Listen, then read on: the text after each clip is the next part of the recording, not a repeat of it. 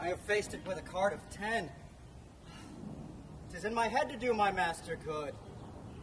I see no reason why supposed Lucentio must get a father, called supposed Vincentio.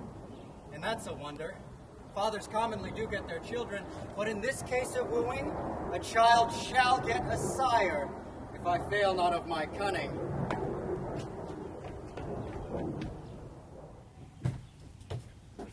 Fiddler, forbear! You grow too forward, sir. Have you so soon forgot the entertainment her sister Catherine will welcome you withal? But, wrangling pedant, this is the patroness of heavenly harmony.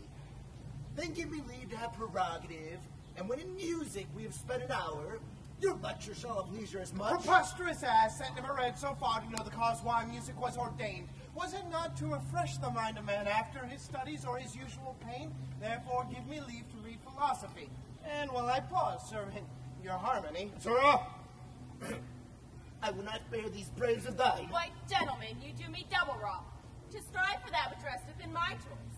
I am no preaching scholar in the schools. I'll not be tied to hours nor appointed times, but learn my lessons as I please myself. And, to cut off all strife here, sit we down. His lecture will be done ere you have two. You'll leave his lecture when I'm in tune. Tune your instrument! Where left we last? Here, madam. Hic ebat simois, hic est segia tellus, hic stutteret priami regia celsa sinis. Can stir them. Hic ebat, as I told you before, simois, I am Lucentio.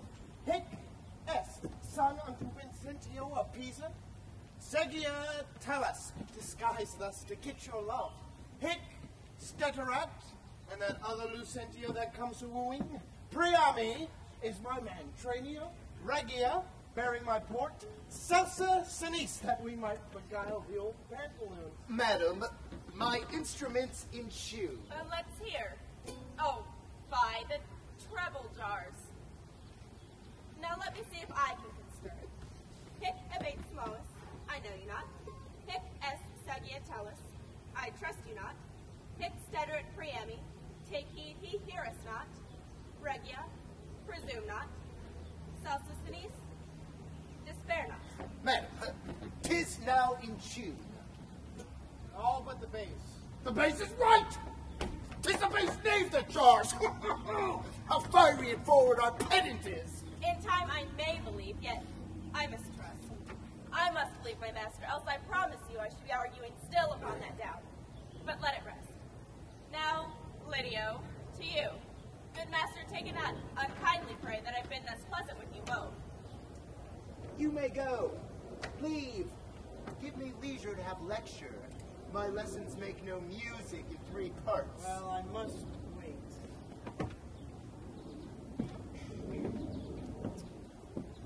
Madam, before you touch the instrument, to learn the order of my fingerings, I must begin with the rudiments of art, to teach you scales in a briefer sort, more pleasant, pithy, and effectual than hath been taught by any of my trade.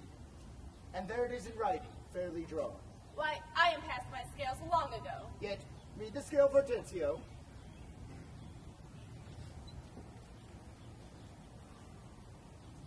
Scale I am, the ground of all accord. Brave, to plead Hortensio's passion. Me, Bianca, taken for thy lord. Fa, that loves with all affection. Sol, 1 clef, 2 notes have I. La, show pity, or I die. Call you this a scale? I like it not. Old fashions please me best. I am not so nice to change true rules for old inventions. Mistress, if Father pray you leave your books and help dress your sister James up. You know tomorrow's the wedding day. Farewell, sweet masters both. I must be gone. Well, faith, mistress, then I have no cause to stay. But I have cause to pry into this pedant. Methinks he looks as though he were in love. Bianca, be so humble to cast thy wandering eyes on every scale. Seize thee that list if once I find thee ranging. Hortensio will be quit with thee by changing.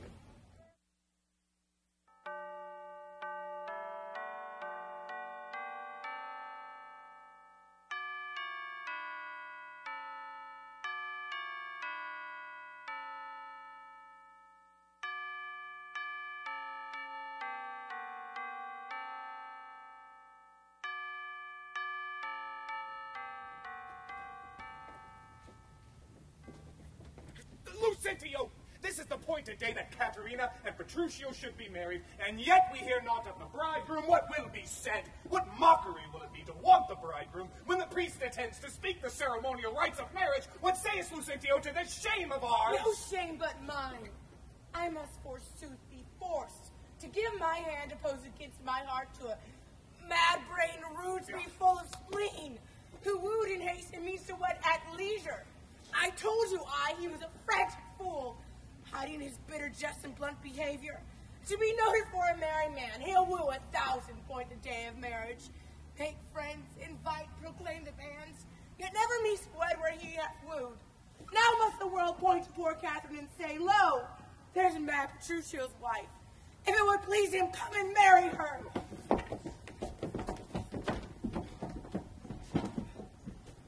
Patience, Baptista. Upon my life, Petruchio means but well. Whatever stays him from his word. Though he be blunt, I know him passing wise. Though he be merry, yet withal he's honest. I cannot blame her to weep now, for such an injury would vex a very saint, much less a shrew of her impatient humor. Master, news, old news, such news as you've never heard of.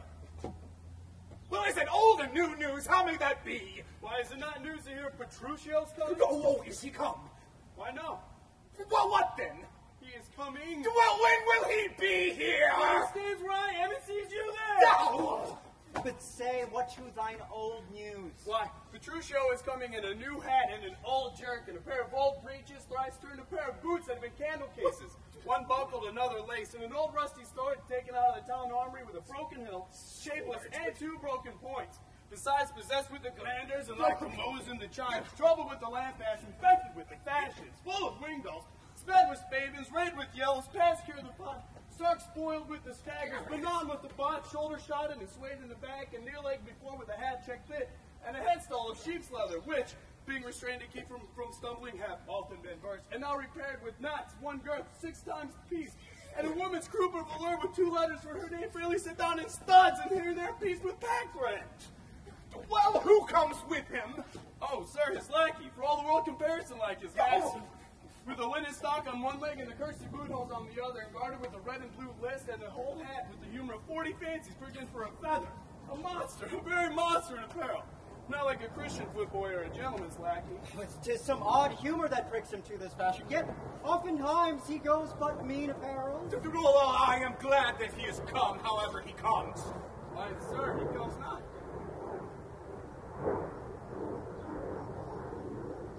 Didst thou not say that he comes?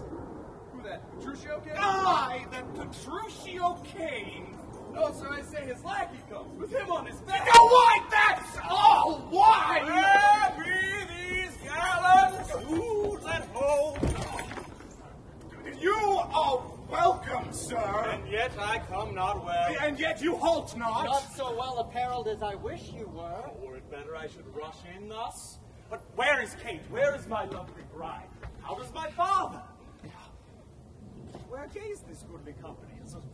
Oh, you've seen some wondrous monument, some comet or unusual prodigy. Yes, sir. You know today is your wedding day. First we were sad, fearing that you would not come. Now sadder still that you come so unprovided. Fie, a doff upon this habit. Shame upon our solemn festival, and an eyesore to the marriage. And tell us, what occasion of import hath also long detained you from your wife, and sent you hither so unlike yourself? Tedious it were to tell, harsh to hear, but sufficeth, I am come to keep my word.